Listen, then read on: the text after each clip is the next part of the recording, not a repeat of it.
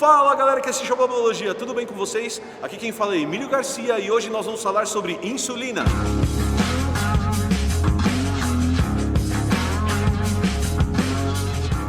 O 120 de hoje acontece num lugar muito especial. Nós somos convidados para gravar no Teatro Municipal de São Paulo. Se vocês não conhecem esse lugar, não percam a oportunidade. O Teatro Municipal de São Paulo é um dos lugares mais bonitos da cidade. Ele fica no Centro Velho e é um lugar bastante interessante de conhecer, porque além do teatro nós temos muitas outras atrações. Então, vem pra cá que vale a pena. O vídeo de hoje ele é baseado no teatro.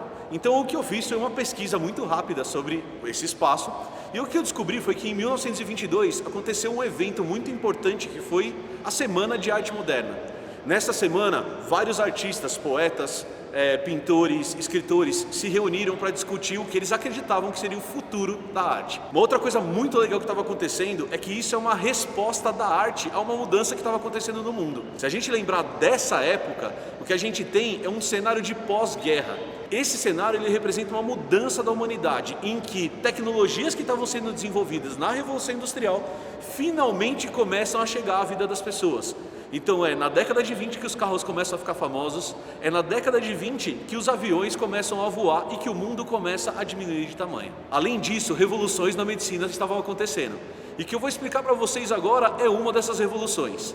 Então eu vou tentar explicar para vocês o que é insulina, para que ela serve e qual é a relação dela com a década de 20 em 120 segundos, começando agora! A insulina é um hormônio produzido no pâncreas e ele tem uma função muito importante na nossa relação com o alimento, mais precisamente com o carboidrato e ainda mais especificamente com o açúcar. Eu sei que vocês já estudaram isso, mas o açúcar é o combustível que faz as nossas células funcionarem. Então a glicose é queimada para produzir energia para o nosso corpo funcionar e para nós sobrevivermos. O que a insulina faz é que ele é o hormônio que faz com que o açúcar que está fora das células entre na nossa célula. Se o nosso corpo está funcionando normalmente, essa insulina é produzida no pâncreas numa quantidade suficiente para pegar o açúcar que as nossas células precisam e colocar para dentro do citoplasma. O problema é que algumas pessoas apresentam algumas doenças ou desenvolvem algumas doenças, como a diabetes, que faz com que a quantidade de insulina não seja suficiente para fazer isso. Essa é uma doença que acomete a humanidade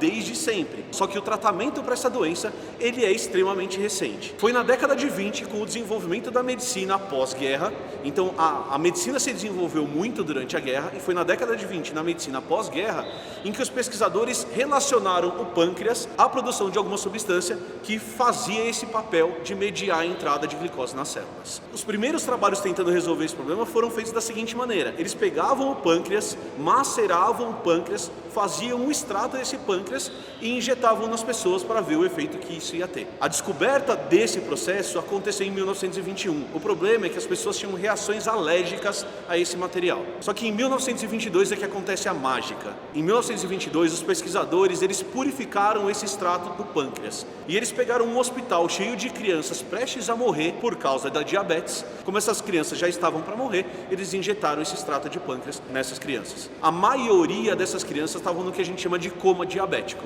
E logo que esse extrato foi injetado, elas se recuperaram plenamente dessa doença. Então, a década de 20 tem um monte de descobertas muito legais. Na sexta-feira agora, nós vamos ter um café com quem falando disso. E mais uma vez, não se esqueça de visitar o Teatro Municipal. É isso! Espero que vocês tenham gostado. Até a próxima. Um abraço.